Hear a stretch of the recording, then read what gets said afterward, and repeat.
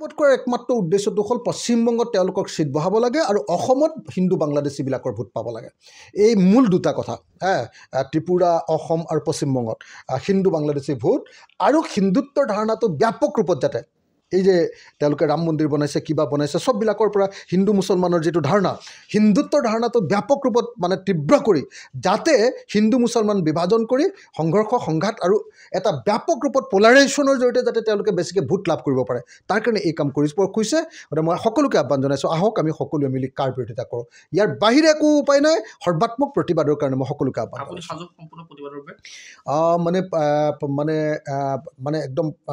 একদম খঙত, ক্ষোভত কঁপি গৈছোঁ। কোনো ৰাস্তা নাই অসমীয়া জাতিক ধ্বংস কৰিবৰ কাৰণে, অসমীয়া জাতিক শেষ কৰি দিবৰ কাৰণে। আমি শুনি আছিলোঁ, আমি আশা কৰিছিলোঁ যে ইলেকশ্যনৰ আগত নহ'ব, কাৰণ ইলেকশ্যনৰ আগত আহিলে তেওঁলোকৰো বিপদ আছে, তেওঁলোকৰো লোকচান আছে, বিজেপি চৰকাৰৰ হয়নে নহয়, বিজেপিৰ দলৰো লোকচান আছে, সেইবুলি আমি নাহিব বুলি দৃঢ়তাৰে ভাবি আছিলোঁ। কিন্তু এই বিজেপি চৰকাৰখনে, জনগণ বিৰোধী এই বিজেপি চৰকাৰখনে ইলেকশ্যনৰ আগতে অসমৰ ওপৰত জাপি দিবলৈ সিদ্ধান্ত ল'লে। গতিকে এতিয়া আমাৰ উপায় নাই। সমগ্ৰ অসমবাসী ৰাইজক মই ৰাজপথলৈ ওলাই আহিবৰ কাৰণে কেৱল এটাই কথা ক'লোঁ, সৰ্বাত্মক প্ৰতিবাদ আৰু প্ৰতিবাদ, কিন্তু শান্তিপূৰ্ণ আৰু গণতান্ত্ৰিকভাৱে প্ৰতিবাদ সাব্যস্ত কৰিবৰ কাৰণে মই সকলোকে আহ্বান জনাইছোঁ। যিমান দূৰ খবৰ পাইছোঁ সেইটো হ'ল যে এইমাত্ৰ অলপ সময়ৰ পাছতে, খন্তেক সময়ৰ পাছতে নাগৰিকত্ব সংশোধনী আইন বলবৎ হ'ব। ইতিমধ্যে নেশ্যনেল টিভিবিলাকতো বলবৎ হ'ব পাৰে বুলি নিউজ আহিছে। এইমাত্ৰ বলবৎ হ'ব বুলি খবৰ পাইছোঁ। গতিকে মোৰ প্ৰথম আৰু একমাত্ৰ প্ৰতিক্ৰিয়াটো হ'ল ৰাজপথলৈ ওলাই আহক, ৰাইজে প্ৰতিবাদ কৰক। প্ৰতিবাদ আৰু প্ৰতিবাদ। কি প্ৰতিবাদ? সৰ্বাত্মক প্ৰতিবাদ। কেনে প্ৰতিবাদ? শান্তিপূৰ্ণ আৰু গণতান্ত্ৰিক প্ৰতিবাদ। সৰ্বাত্মক প্ৰতিবাদৰ কাৰণে ৰাজপথলৈ ওলাই আহক। বলবৎ কৰিলে অসমীয়া জাতি ধ্বংস হৈ যাব। অসমত অতি কমেও লগে 15 পৰা 20 লাখ মানুহে বলবৎ হোৱাৰ লগে লগে, যেতিয়া বলবৎ হ'ব হৈ যোৱাৰ লগে লগে তেওঁলোকে যেতিয়া জাননী নাগৰিকত্বৰ কাৰণে এপ্লিকেশ্যন বিচাৰিব, আৰু এপ্লিকেশ্যন কিবা এটা নিৰ্দিষ্ট সময়ৰ ভিতৰত বিচাৰিব, আৰু সেই সময়ৰ ভিতৰতে মানুহবিলাকে এপ্লিকেশ্যন দিব, আৰু তাৰ কেইদিনমানৰ পিছতে নিশ্চয় তেওঁলোকে নাগৰিকত্ব পাই যাব। গতিকে 15 পৰা 20 লাখ মানুহে লগে লগে বিদেশী নাগৰিকে অসমত নাগৰিকত্ব পাব, আৰু 15 পৰা 20 লাখ নাগৰিকে নাগৰিকত্ব পোৱাৰ উপৰিও, সেইটো সম্ভাৱনা থকাৰ উপৰিও 1,70,00,000 হিন্দু বাংলাদেশী অসমলৈ অহাৰ বাট সম্পূৰ্ণৰূপে মুকলি হৈ যাব। গতিকে এই মুহূৰ্তত অতি স্পষ্টভাৱে, অতি দৃঢ়তাৰে, অতি মুকলিকৈ আমি অসমবাসী ৰাইজক আহ্বান জনাইছোঁ, ৰাইজ আপোনালোক ৰাজপথলৈ ওলাই আহক, ৰাইজ আপোনালোক প্ৰতিবাদৰ কাৰণে সাজু হওক, ৰাইজ সৰ্বাত্মক প্ৰতিবাদ। কি প্ৰতিবাদ? সৰ্বাত্মক প্ৰতিবাদ।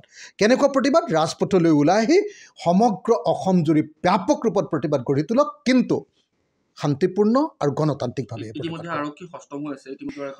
মই গম পাইছোঁ, আমি সকলোৱে গম পাইছোঁ যে ইতিমধ্যে DGPয়ে SP-বিলাকৰ লগত কনফাৰেঞ্চ কৰিছে। আমি ইতিমধ্যে গম পাইছোঁ যে গুৱাহাটীত ইতিমধ্যে ফুটপাথৰ দোকানবিলাক বন্ধ কৰি দিয়া হৈছে। ব্যাপক ৰূপত তেওঁলোকে প্ৰচেষ্টা চলাইছে, প্ৰিপেৰেশ্যন চলাইছে, প্ৰস্তুতি চলাইছে চৰকাৰৰ পিনৰ পৰা। গতিকে মই আন্দোলনকাৰীসকলকো, মই জাতীয়তাবাদী মানুহবিলাককো, মই অসমীয়া জাতিক ভাল পোৱা মানুহবিলাকক, অসমক ভাল পোৱা মানুহবিলাককো, দেশপ্ৰেমিক মানুহবিলাককো, সকলো মানুহকে মই আহ্বান জনাইছোঁ, দেশপ্ৰেমিক, জাতীয়তাবাদী আৰু অসমক ভাল পোৱা, মানুহক ভাল পোৱা মই প্ৰত্যেকজন নাগৰিকক আহ্বান জনাইছোঁ। আহক ৰাইজ, সকলো অসমবাসী ৰাইজক আহ্বান জনাইছোঁ, আহক আমি সকলোৱে মিলি ৰাজপথলৈ ওলাই আহোঁ, আমি ব্যাপক ৰূপত প্ৰতিবাদ সাব্যস্ত কৰোঁ, আৰু ব্যাপক ৰূপত প্ৰতিবাদ সাব্যস্ত কৰি আমি কাৰ বিৰোধিতা কৰোঁ। মই লগতে অসমৰ সকলো শিক্ষানুষ্ঠানৰ ছাত্ৰ ছাত্ৰীসকলক, ইউনিভাৰ্চিটি, কলেজ, হোষ্টেল, যিমানবিলাক স্কুল, সকলো ছাত্ৰ ছাত্ৰীসকলক মই আহ্বান জনাইছোঁ যে ছাত্ৰ ছাত্ৰীসকল আপোনালোক ওলাই আহক, আমিও ওলাই যাম, সকলোৱে ৰাজপথলৈ ওলাই যাম, ব্যাপক ৰূপত প্ৰতিবাদ কৰিম। আমাৰ অসমৰ অস্তিত্ব ধ্বংস কৰিব খুজিছে, অসমীয়া মানুহৰ ভাষা নষ্ট কৰি দিব খুজিছে, অসমীয়া জাতিৰ অৰ্থনীতি ধ্বংস কৰি দিব খুজিছে, অসমীয়া মানুহৰ পৰা মাটি কাঢ়ি ল'ব খোজা কৈছে, অসমীয়া মানুহৰ পৰা সৰ্বাত্মকভাৱে অসমীয়া জাতিৰ সংস্কৃতিৰ ওপৰত আক্ৰমণ কৰিব খোজা গৈছে। এতিয়া কেন্দ্ৰীয় চৰকাৰৰ এইটো অসমৰ বিৰুদ্ধে যুদ্ধ, অসমৰ বিৰুদ্ধে ব্যাপক ৰূপত এইটো আক্ৰমণ।